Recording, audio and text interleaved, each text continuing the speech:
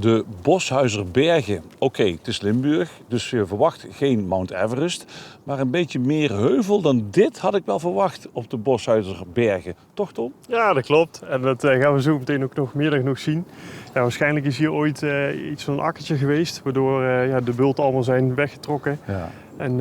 Maar er zijn er nog genoeg over. Maar het is een prachtig ei. Het is fantastisch hier nu. Ja. Wat maakt dit gebied zo speciaal dat jullie daar extra aandacht voor geven?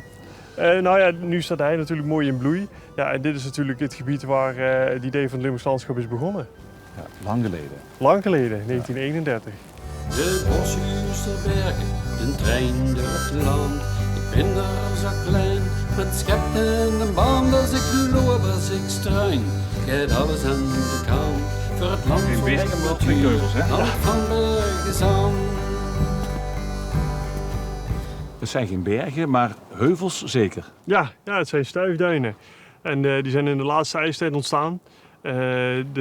Zeg 100.000 jaar daarvoor is de Maas langzaam van Eindhoven richting de Duitse grens gegaan, of wat nu de Duitse grens is. En daar overheen is nog weer een heleboel zand verstoven dat oorspronkelijk uit de Noordzee komt. Ja. Als we naar dat zand kijken, dan zie je dat je voelt het is heel zacht. Mm-hmm. En dat komt omdat het rond zand is. Want het is rondgeslepen eigenlijk doordat het dus zoveel gerold is. Mm-hmm. En daardoor houdt het dus ook heel slecht verbinding met elkaar. En daarom kan het ook stuiven, omdat het zo slecht aan elkaar bindt. Ja. We staan hier op een vrij grote open vlakte in feite, open.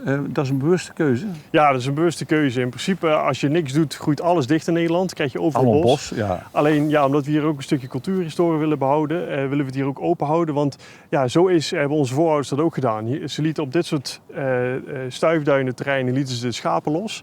En die konden hier dan grazen. En die zorgden ervoor dat het een open heideterrein werd. Uiteindelijk is hier zelfs zoveel begraasd dat er helemaal niks meer groeide. Waardoor je dus echt van die open stuifduinen kreeg. Ja, en daarom hebben ze toen ook ervoor gekozen om een aantal van dit soort stuifduinen ook in te planten met groven. Ja, dat zien we nu nog steeds. Ja, die we om ons heen zien staan.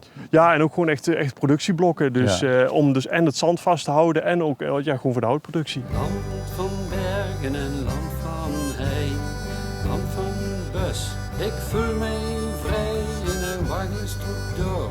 En een waggelstroep hier, en een machtige dijk, en steeds ik er weer.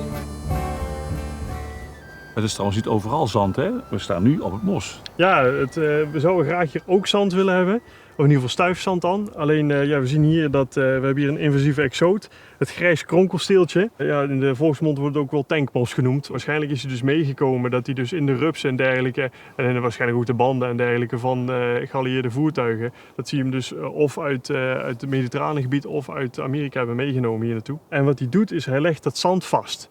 Dus wat normaal los waaiend zand is, zoals het daarachter is, ja, dat wordt hier helemaal vastgehouden door het grijs kronkelsteeltje. Maar moeilijk weg te krijgen, toch? Moeilijk weg te krijgen. En wat we hier vooral zien is dat de schapen en de mensen die houden het zand open. Ja. Dus gewoon de recreanten die er overheen lopen en dan de schapenbegrazing.